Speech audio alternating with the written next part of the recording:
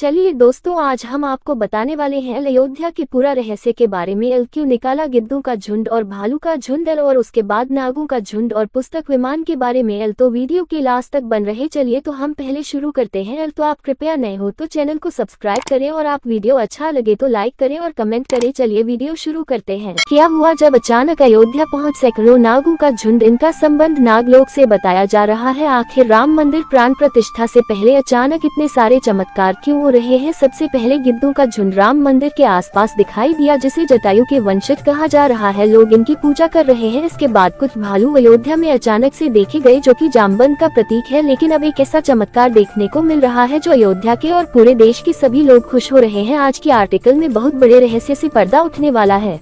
आखिर राम जी का नागों के साथ क्या संबंध है। आखिर प्राण प्रतिष्ठा से पहले इतने सारे नाग एक के बाद अयोध्या में क्यों निकल रहे हैं, वह भी अलग अलग प्रजाति के। एल सोमवार के दिन अयोध्या के नवनिर्मित राम मंदिर में होने जा रही रामलाल की प्राण प्रतिष्ठा का सभी देशवासियों को बेसब्री से इंतजार है। राम जी के भव्य स्वागत की तैयारी नहीं है, बल्कि इसके पीछे बहुत ही खास महत्व छिपा हुआ है। आखिर राम मंदिर की प्राण प्रतिष्ठा के लिए 22 जनवरी का समय ही क्यों चुना गया, इसके पीछे का रहस्य जानकर आपके भी होश उड़ जाएंगे। त्रेता युग में प्रभु श्री राम का जन्म अभिजीत मुहूर्त संयोग बन रहा है। यही कारण है कि स्थिति को रामलाल की प्राण प्रतिष्ठा के लिए चुना गया है। साथ ही यह भी माना जा रहा है कि इस शुभ मुहूर्त में रामलाला की प्राण प्रतिष्ठा करने से प्रभु श्री राम सदैव मूर्ति के अंदर विराजमान रहेंगे। लेकिन जैसे जैसे प्राण प्रतिष्ठा का समय नजदीक आ रहा है, वैसे वैसे अलग अलग प्रजाति के नाम अचानक ही अयोध्या में प्रकट हो रहे हैं, जो कि अयोध्या वासियों के लिए बहुत बड़ी खबर है।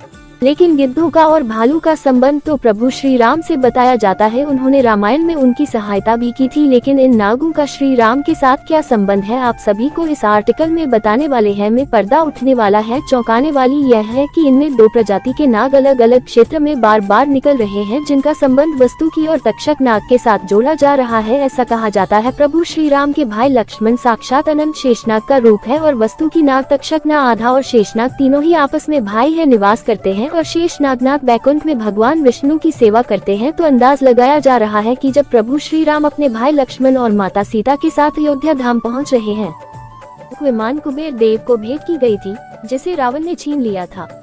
पुष्पक विमान की आकृति वाल्मीकि रामायण के अनुसार पुष्पक विमान मोर की आकृति वाला था। यह अग्नि और वायु की ऊर्जा से उड़ता था। साथ ही यह ऋतुओं के अनुसार भी वातानुकूल था। इनमें साधारणतया 3 यात्री जा सकते थे एवं उनके दोनों ओर पंख होते थे। इन उपकरणों के निर्माण में मुख्यतः 3 धातुओं स्वर्ण, रजत तथा लौह का प्रयोग किया गया था। वेदों में विमानों के कई आकार प्रकार उल्लेख। रावण के पास एक दिव्य विमान था, जिसे पुष्पक विमान के नाम से जाना जाता है। रामायण में बताया गया है कि रावण ने सीता का हरण किया और पुष्पक से ही लंका पहुंचा था। रास्ते में जटायु और रावण का युद्ध भी हुआ था। इस युद्ध के समय रावण पुष्पक में था और जटायु ने उल्टे हुए युद्ध किया था। पुष्पक विमान मन की गति से चलता था और मनचाहे आकार में बढ़ या घट जाता था। एक पुरुष विमान के बारे में कुछ खास बातें। श्रीमद् वाल्मीकि रामायण के अनुसार जब हनुमान जी सीता की खोज करते हुए लंका पहुँचे तो उन्होंने देखा कि रावण की लंका पूरी तरह सोने से बनी हुई है। सीता की खोज करते समय हनुमान जी ने पहली बार पुष्पक विमान देखा। पुष्पक की ऊंचाई ऐसी थी कि मानो वह आकाश को स्पर्श कर रहा हो। ये सोने से बना हुआ था और इसकी सुंदरता भी अद्भुत थी। इस विमान में कई दुर्लभ रत्न जड़े हुए थे और तरह तरह के सुंदर पुष्प लगे हुए थे। इन फूलों के कारण पुष्पक ऐसा दिख रहा था मानो किसी पर्वत पर अलग अलग वृक्ष लगे हों और उनमें रंग बिरंगे सुंदर पुष्प लगे हुए हों। श्रीमद् वाल्मीकि रामायण के सुंदरकांड के 7वें अध्याय में पुष्पक विमान विस्तृत विवरण बताया गया है। उस काल में अन्य सभी देवताओं के बड़े बड़े और दिव्य विमानों में भी सबसे अधिक आदर और सम्मान पुष्पक विमान को ही दिया जाता था।